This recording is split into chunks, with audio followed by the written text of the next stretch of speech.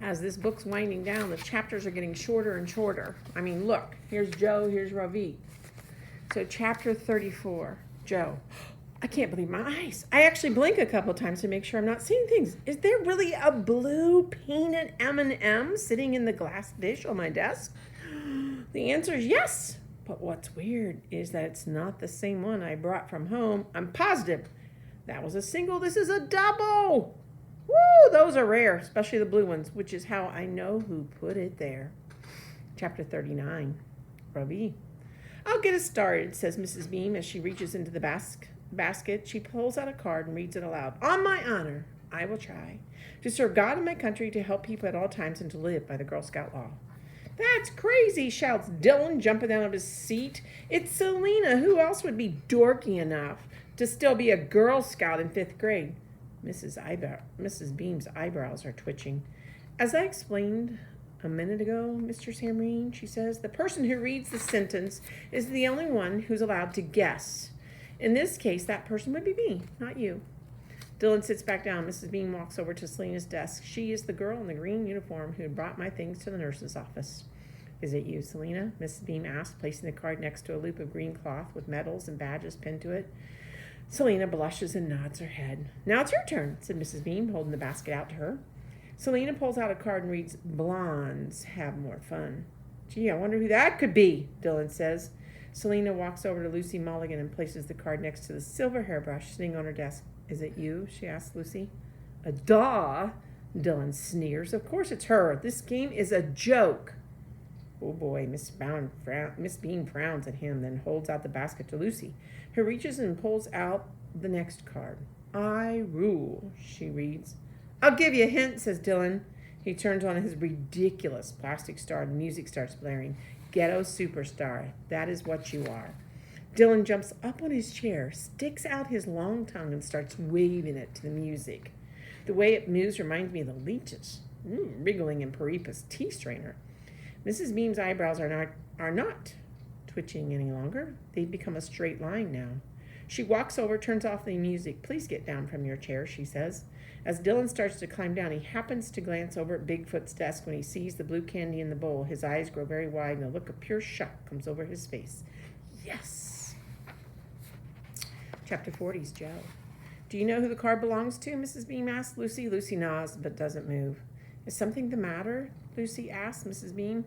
I don't want to see the leeches, she whispers.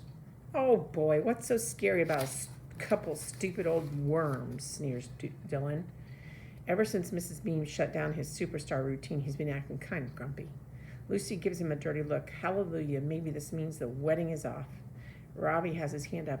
Yes, Ravi?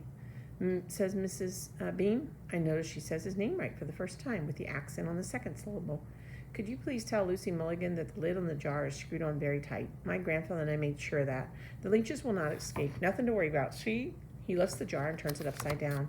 No water leaks out, but turning the jar over like that gets the leeches all freaked out, and they start wriggling around even more than before. You know, I expect Lucy to start screaming again, but instead she walks over and tosses the card down on Dylan's desk without even looking at him. Then she turns and smiles at Ravi. I didn't know you knew my name, she says, tilting her head to one side. I look at Dylan to see what he's making of this disgusting mushy moment, but he isn't paying any attention to Lucy. He's got his eyes glued to the jar of leeches. I know that look. I've seen it 1,000,000 times before. Ravi. It's your turn to pick a card, says Mrs. Beam, holding the basket out to Dylan. He groans. Oh man, this game is so lame. What's the point? You can't even win. You know, try to muster a bit more enthusiasm, will you please, says Mrs. Beam. Not every game has to be about winning. If you ask me, Dylan's getting it off easy. Mrs. Aram would have made him kneel down on the floor or sit facing the wall if he talked back to her like that. Dylan makes a big show, swirling his hand in the basket to stir up the cards. His overacting is even worse than Chpt Kapoor's. I can't believe I ever wanted to be his friend. Abracadabra, he says, pulling out a card and waving it in the air like he's done something special. Nobody responds, not even Lucy Mulligan, who is busy staring at me for some reason. Dylan shakes his hair out of his eyes and reads what's written on the card. Quitting is not an option. He rolls his eyes. Gee, I wonder who this could be. Then he marches straight over to Tim, or Jim. I still don't know which it is. And he puts the card down on his desk. Is it you? Dylan asks in a voice that says he's confident his guess is correct. Nope, says Tim Jim, shaking his head. It's not me. Dylan can't believe his ears. What do you mean it's not you? He says. It has to be you. Everybody knows you're the kid who won't quit. Tim Jim looks at him and shrugs. It's not me, he says. You see, Mrs. Beam's pistachio eyes are twinkling like little green stars. You know, maybe this game isn't so easy after all. Well, if you didn't write it, who did? Asked Dylan, looking around the room. I wink at him and smile. I did, I say. Chapter 42 is Joe. He cheated, shouted Dylan. That's why I couldn't guess it. What do leeches have to do with quitting? Would you like to come up to the front of the class and tell us how the two things are connected, Ravi? Personally, I would have been sweating bullets if Mrs. Bean made me stand up in front of everybody like that, but Ravi doesn't seem nervous at all. In fact, he looks happy. He pushes up his glasses and clears his throat like he's about to give a speech or something. I'm listening, but I'm also keeping my eye on Dylan in case he tries to mess with Ravi's leeches while he's busy giving his speech. Quitting is not an option, Ravi says. This is what my father taught me and what his father taught him, and what I will teach my son someday too. Big deal, says Dylan. What does that have to do with leeches anyway? I told you he cheated. Shh, says Mrs. Bean. Go on, Ravi. Ravi pushes up his glasses again. I haven't prepared anything else to say, but I could tell you a story if you like. Ravi? I rub my nose and push up my glasses. My hands are shaking a little, so I fold them together the way we were taught to do in elocution class at Vitamin Deer. For many generations, the Rayan family has worked with tea. I began. When my grandfather was a young man, he worked in the tea plantations. His job was to protect the tea pluckers from wild animals that might be lurking nearby. I look around the room. Everyone's listening. Some are even forward in their seats. I decided to bring a bit more drama into the story by adding a few details Paripa had not included in his version. Have you ever been attacked by a porcupine or a wild boar? I ask, pawing the ground with my foot. Have you ever seen a panther crouching in the grass ready to pounce, or been stuck in the middle of a war between two angry elephants? I pause and look around the room for dramatic effect. All those years of elocution classes are paying off. Imagine it's the monsoon season, I say. Imagine the ground is still damp from the heavy rain. A perfect hiding place for the most dangerous creature of all. More dangerous than the porcupine or even the panther. This animal can latch onto you and bite through even the toughest flesh. It has 300 razor-sharp teeth.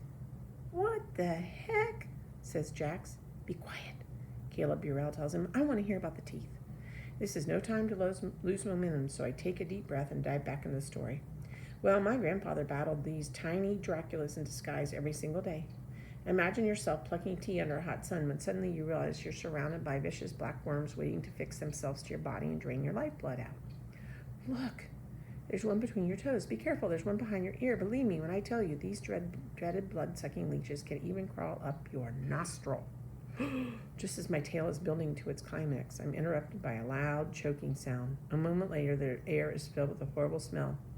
Check it out, shouts Dylan Samreen. Emily Mooney just blew chunks.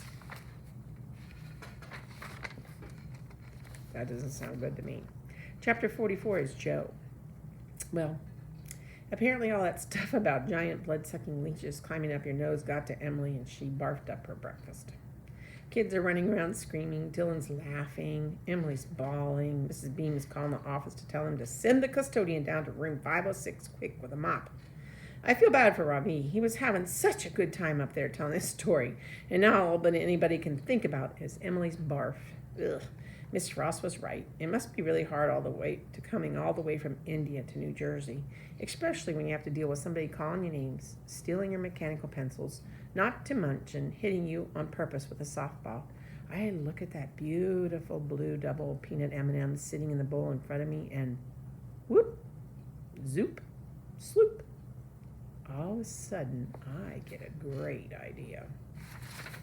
We'll stop there. Next time we'll finish the book. But what do you think Joe's great idea might be? Next time. Well, not tomorrow. Tomorrow's no school, Wednesday. So Thursday.